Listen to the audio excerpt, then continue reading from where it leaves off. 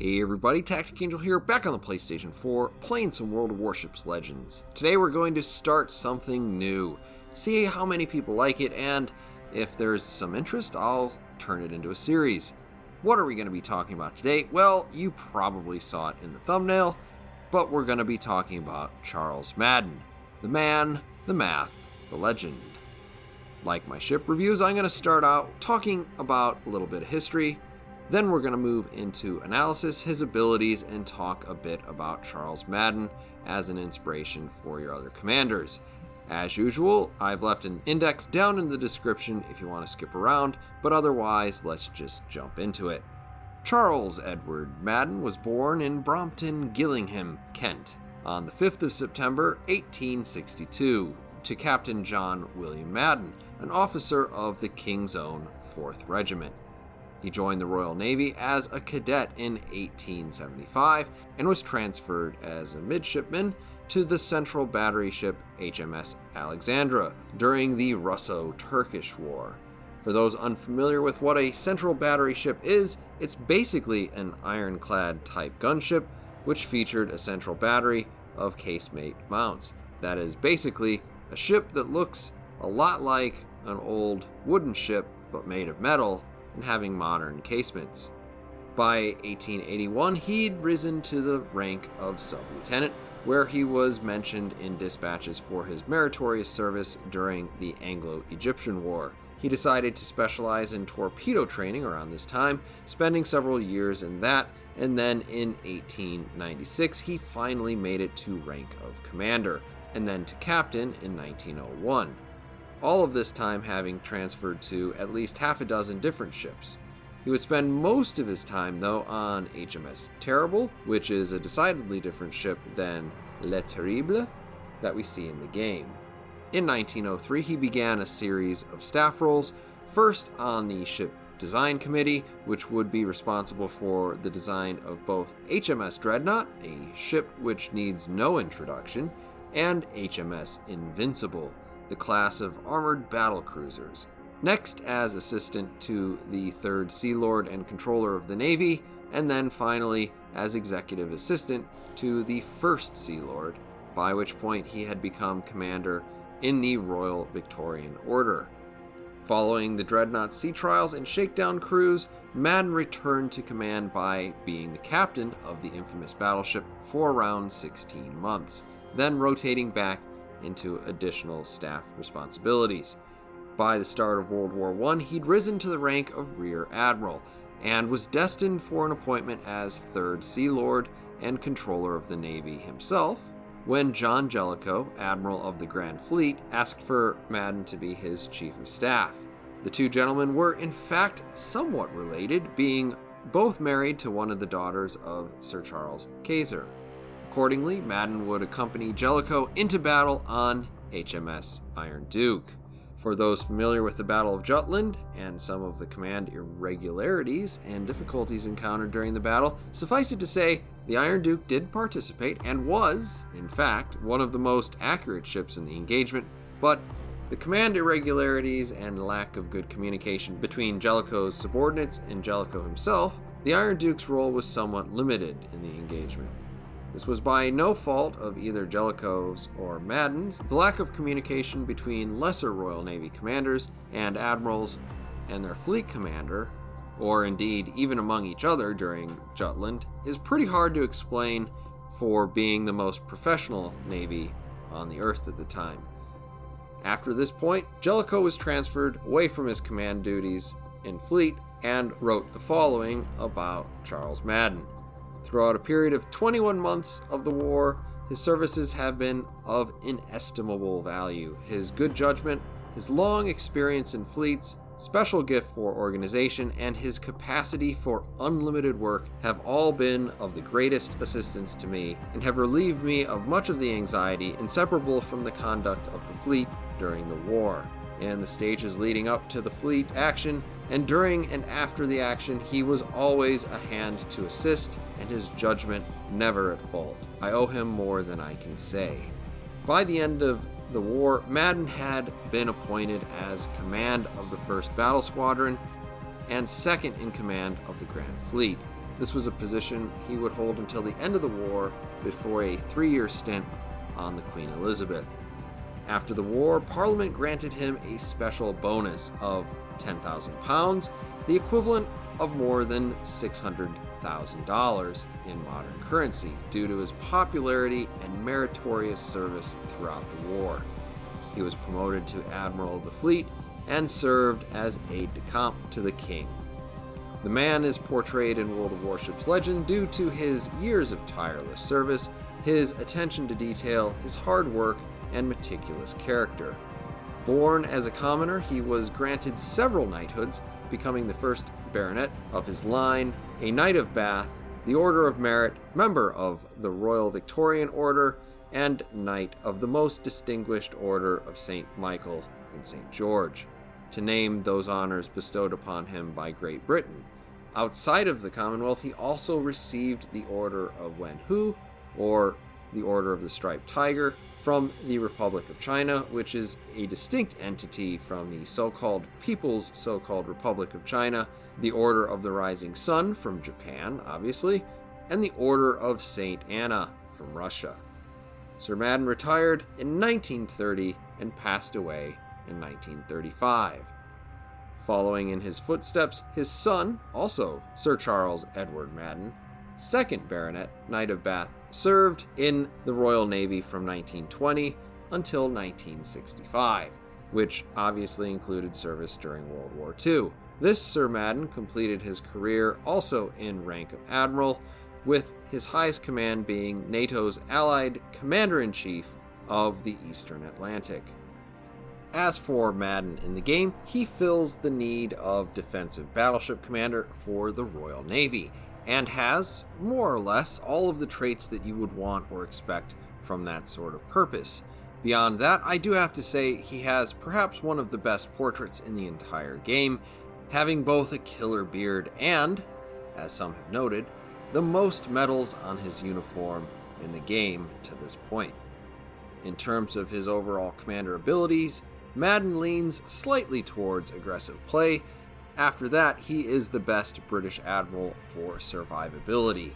The easiest way for me to impart my opinion on this is to use circles for abilities I think are probably better, and cross out those abilities that I don't think that you should consider under any circumstances.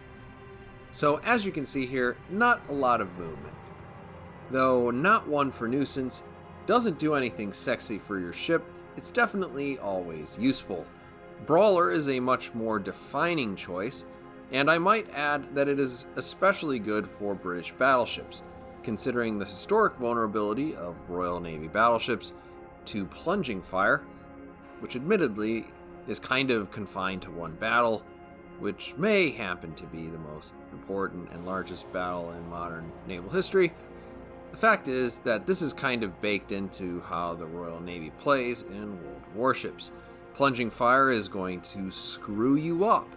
Taking Brawler is going to take away the last 10% of your range, where you're just asking for trouble, because the historic above average accuracy the Royal Navy has isn't exactly modeled in the game.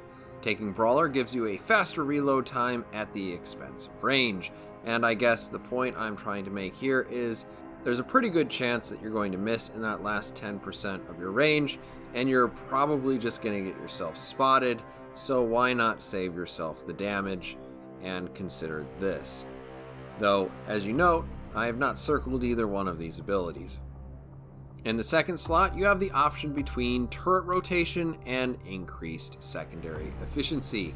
Now, I love secondaries, but the Royal Navy doesn't have very many ships with impressive secondaries. For the most parts, their ships are slightly above or slightly below average in this area, so crisscross would be my recommendation for most ships. In your third slot, you have On Second Thought and Firefighter. I'll be real honest, I've never used On Second Thought, and unless a really weird commander comes out, I don't think I ever will. On the other hand, Firefighter does a few very valuable things for you. It reduces the reload of your damage control party, and it also reduces the chance you catch fire in the first place.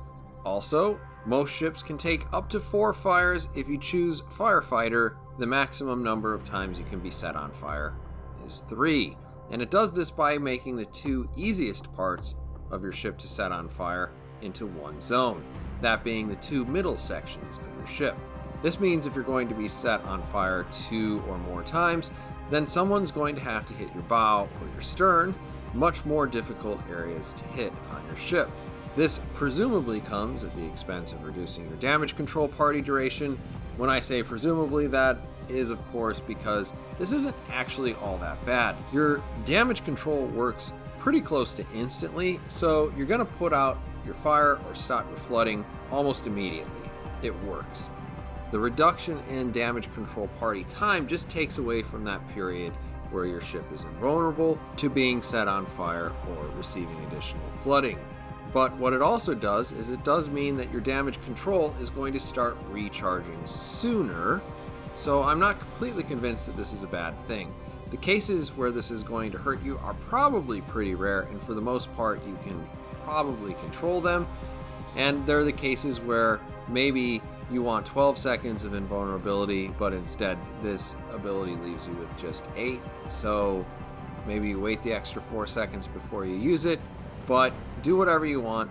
I would still probably choose Firefighter. In our next slot, we have Reaching Out versus Master Mechanic, and as you've noticed, I've circled one, but I haven't crossed out the other. Where Reaching Out is concerned, Royal Navy ships aren't generally accurate enough, and definitely aren't accurate enough if you're using Madden, to hit something reliably beyond range. And if anyone can shoot back at you, you're almost certainly opening yourself up to plunging fire. On the other hand, I've circled Master Mechanic because, by and large, the British battleships have good heals on the low end and ship printing levels of excellent heals on the high end. Master Mechanic improves the strength of the Royal Navy battleship line, considering it gives you at least 1 additional charge of your repair party, and it makes each one of those charges a little bit stronger. Now, I'm not going to say you can't make both of these work, but I would suggest playing into your strength. At the legendary level, I've circled Will to Rebuild, which improves your repair party, and crossed out Running with Scissors. My guess is, if you want to play with Running with Scissors, you're even more, we'll say, brave than I am. But right now, the negatives on this one don't make a lot of sense to me, and I think that you aren't really getting enough out of either the rudder shift or the traverse speed to make it worthwhile with the drop in accuracy. Definitely make the heal on your ship better than it already is. So truthfully, there's not a lot of reason you couldn't run Madden as a cruiser commander. Both the tier 1 abilities are viable because the major benefit and drawback of Brawler are tied to the battleship class. Instead, it just becomes a bonus to spotting torpedoes. Now, I am strongly of the opinion that if you're only starting to dodge torpedoes because you can see them, then it's probably too late as it is, but that extra 15% could mean less trouble for you. Not one for nuisance obviously works. No one wants to be set on fire, so that's always an option. That said, none of the 2nd, 3rd, or 4th slots actually have any battleship-specific abilities, though I do think that they are still best for battleships. And the only legendary ability that has anything to do with battleships is Running with Scissors, which you probably shouldn't take under any circumstances anyway, unless you are visiting this video from the distant future where this ability is actually any good. In terms of inspirations for Madden, I would probably recommend a few things. As you can see, I have the full colonization build on screen. This is what I like to use for most British battleships when I'm not specifically reviewing a ship and trying things out as part of that review process. Jellicoe gives me some additional healing, which plays into my strengths, and Cunningham helps me actually hit something from time to time. If you want to lean more heavily into survivability, the best options here are probably to replace Cunningham with Takeo Takagi or Reinhard Scheer. For offense, replacing Jellicoe is sort of situational, and different ships are probably going to have different advantages to each other. For the most part, due to the short AP fuse, Otto Ciliax is probably going to be a better choice over Robert Jojard, just because you're still probably going to have trouble penetrating the citadel of any battleships, particularly American, German, and other British battleships, so you might as well just take the extra damage. If you want to spam HE in a British battleship, which is not only effective in some ships, but might actually be the preferable way to play them, then Louis de Fonay will give you some extra damage while you watch the world burn. On the other hand, as an inspiration, I think Madden appears to be a lot more attractive to the uninitiated than he actually is. Now, don't get me wrong, he's never a bad choice, and he can work for just about any class due to the unrestricted nature of his base trait. But that said, the bonuses he gives you to both turret rotation and main battery reload are pretty small. Here's a quick chart with a couple of ships with and without his inspiration. As you can see, for reload, you're picking up maybe a half a second, 2/3 of the way through his advancement. Sure, that means that you're going to be close to 3/4 of a second on longer reloads if he's maxed out, and in a game like Legends, half a second can make a difference. But the shorter the reload, the less benefit you're getting out of this. Similarly, the boost to turret rotation is far short of WD-40 levels of effectiveness. That said, I'd still probably describe his inspiration as decent. I would probably only suggest him in situations where you're dealing with battleships or cruisers with exceptionally long turret rotations, like the kind that make you want to uninstall the game. Maybe for the Grimyashi too, but probably not for any other destroyer. Even then, I think you could argue that there are a lot of better choices than Madden himself, but like I said, you're never hurting yourself choosing Charles Madden as an inspiration. In any case, I hope you have found this video enjoyable. Thank you everybody for watching. Let me know what you think of this kind of video down in the comment section, and of course, I'll see you on the next one.